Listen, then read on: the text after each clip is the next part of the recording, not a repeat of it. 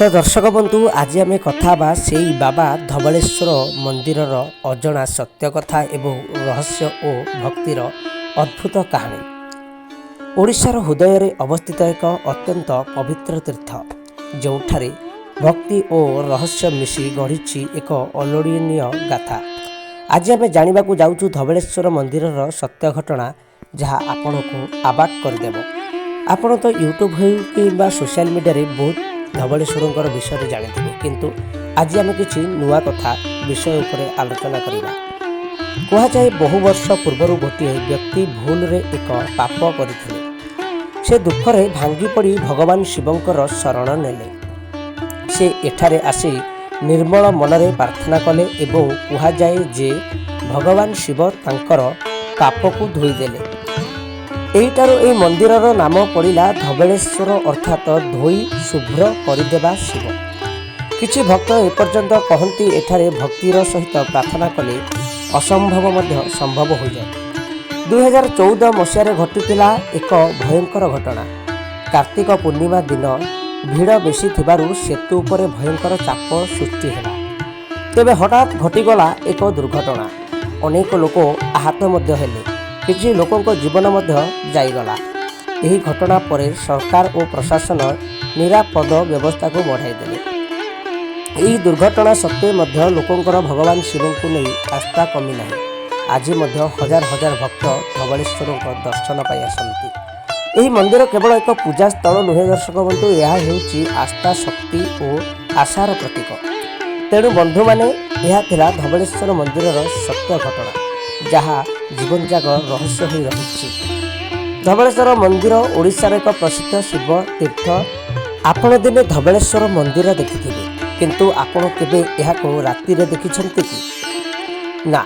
कुहा जाए राति हेले एही पवित्र स्थान रूप पूरा परिवर्तन हो जाए एवं आरंभ हुए किछि एमिति घटना जहाको शुणिले आपणक शरीर कंपिजिବ।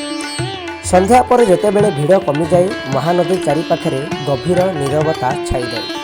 किछि लोक कहती राति 12 पर मंदिर आसपासरे अजଣା शब्द शुणा जाए जेपरि केही चालुछि किंबा केही धीरे कथा कहूछि किंतु सेटारे केही नथांती। किछि भक्त दाबी करिसेंती सेमाने मंदिर भितरे अजଣା लोकंकर शब्द भी देखिछंती, अजଣା लोकंकर आलोक भी देखिछंती। केबे केबे लिंग पाखरे आलोक जली उठे जेपरि केही दीप जलाई देछि। आउ किछि लोक कहिसंती सेमाने भगवान शिवंकर छाया मध्य भी देखिछंती। गोटे युवक से तांको दोषंक सहित चैलेंज नहीं राति रे एठाकू आसीथिले। सेमाने वीडियो शूट करुथिले। हठात कैमेरा बंद हो गला एवं सेमाने एक अजଣା शब्द शुणिले, एठारू चली जाओ। भयर सेमाने सेठारू दौड़ी पळाइले। परे सेमाने केबे मध्य राति रे आसीबाकू चेष्टा करिनाहांती। किंतु सबुठारु आश्चर्य हेउची किछि पुजारी कहती यह कौनसी भूत की प्रेत नुहे, यह हेउची भगवान शिवंकर दिव्य शक्ति जहाँ मंदिर को सुरक्षा करे। तेणु बंधु माने यह सत्य कि मिथ्या सेथिपाई आपण निजे ही भावन्तु। आपण शुणिछंती रहस्य, देखिछंती भयंकर घटना, किंतु आज आमे आपण को देखाइबाकू जाउछु एमिति किछि सत्य घटना जहाँ प्रमाण करे। धवलेश्वर मंदिर केवल मंदिर नुहे, यह हेउची अलौकिक शक्तिर केन्द्र। कटकर गोटे परिवार वर्ष धरी समस्या थे। सेमाने शेष में धवलेश्वर को आश्रय कले, निष्ठार सहित पूजा कले। किछि दिन पर तांको जीवन में आसिला एक बड़ परिवर्तन। यह केवल संजोग थिला ना भगवान कृपा। एक युवक गुरुतर रोगरे पीड़ित थिले।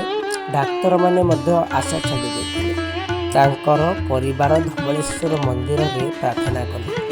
कहुए किछि सप्ताह पर से धीरे धीरे सुस्थ होगाक लगे। यह सत कि मिथ्या?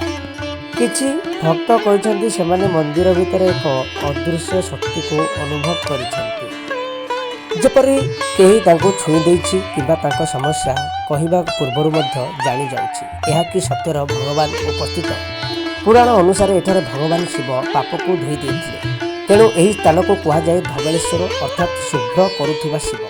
सेथिपाई आज मध्य लोक आसंती आशा और विश्वास को नहीं। तेणु बंधु माने यह थिला धवलेश्वर मंदिर अलौकिक सत्य घटना। आपण यहाको विश्वास करती कि କମେଣ୍ଟରେ ନିଶ୍ଚିନ୍ତ କୁହନ୍ତୁ। ଲାଇକ୍ ସେୟାର ଓ ସବସ୍କ୍ରାଇବ୍ କରିବାକୁ ଭୁଲିବେ ନାହିଁ। ଜୟ ଭୋଲେନାଥ।